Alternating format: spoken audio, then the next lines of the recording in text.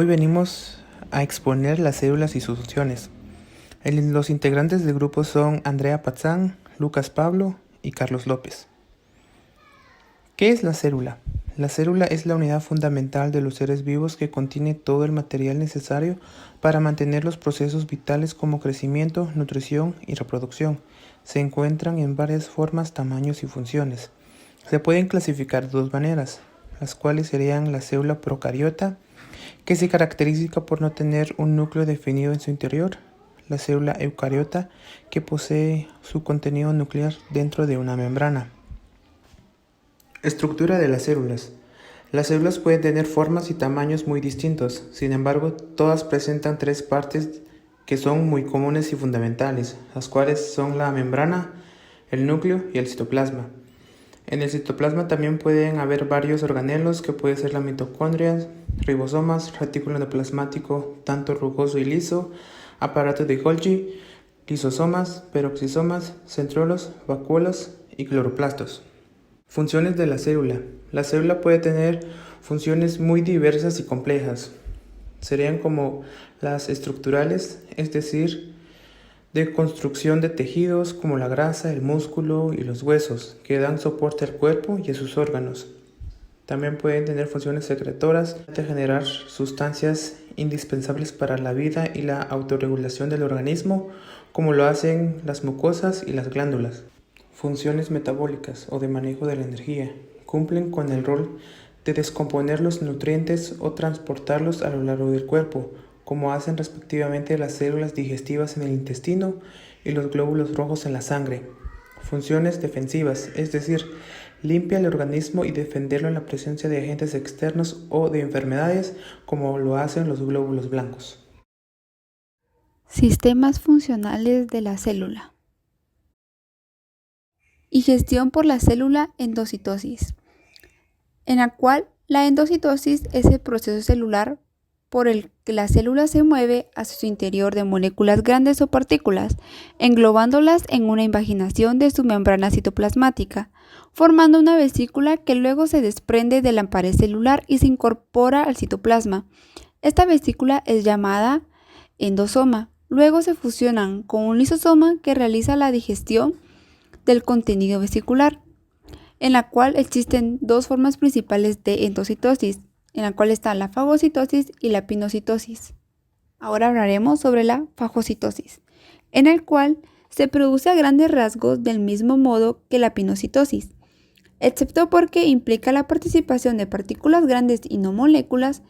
Solo algunas células tienen la capacidad de realizar la fagocitosis, principalmente los macrófagos tisulares y algunos leucocitos sanguíneos.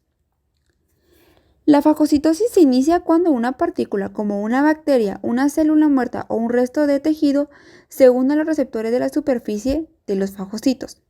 En el caso de las bacterias, cada una de ellas ya suelen estar unidas a un anticuerpo específico frente a este organismo y ese anticuerpo en el que se unen los receptores de fagocitos arrastrando consigo a la bacteria, en el cual tienen el siguiente mecanismo.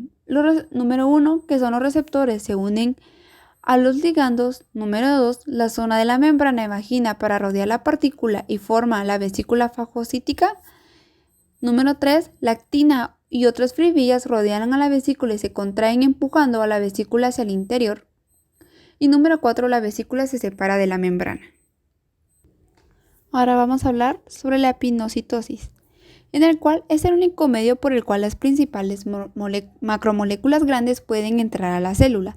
Se produce continuamente de las membranas celulares, en el cual su mecanismo es el siguiente. Se unen tres moléculas de proteína a la membrana y después de estas se unen a los receptores proteicos, que son específicos del tipo de la proteína que se va a absorber. En el interior de la membrana hay una red clatrina. Después de que las moléculas proteicas se unen a los receptores, las propiedades de la membrana cambian y se invaginan.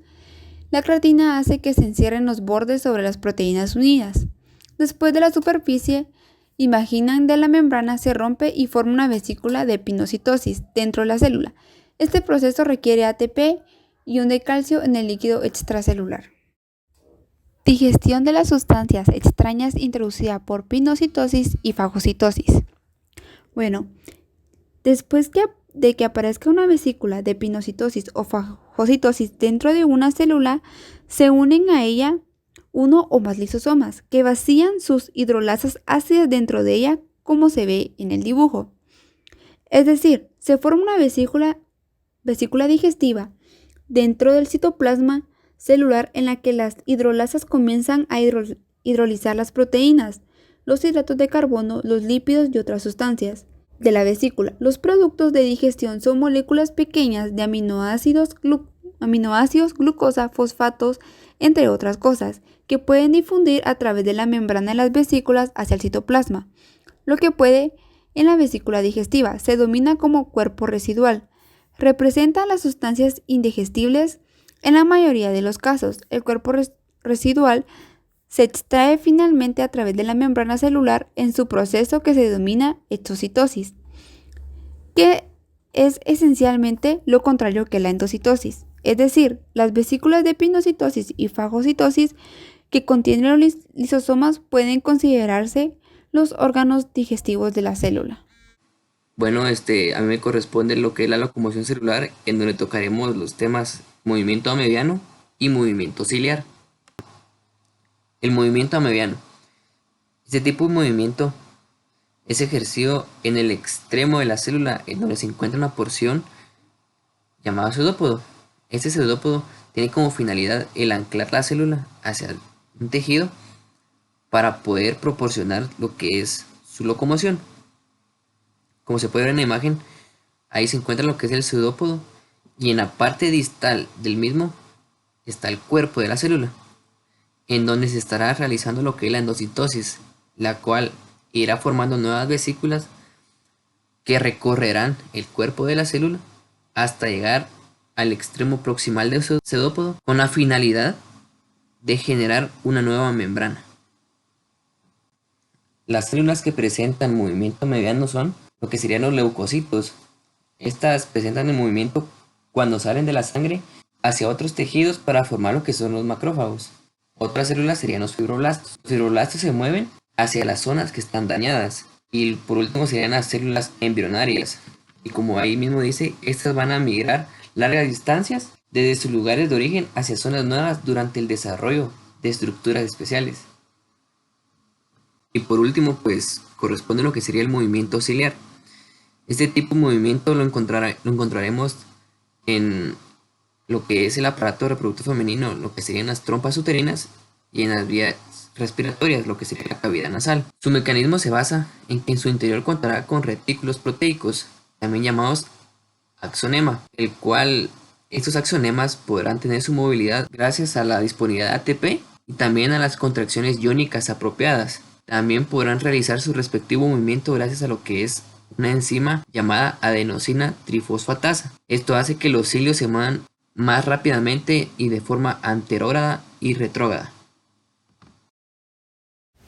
Gracias por su atención.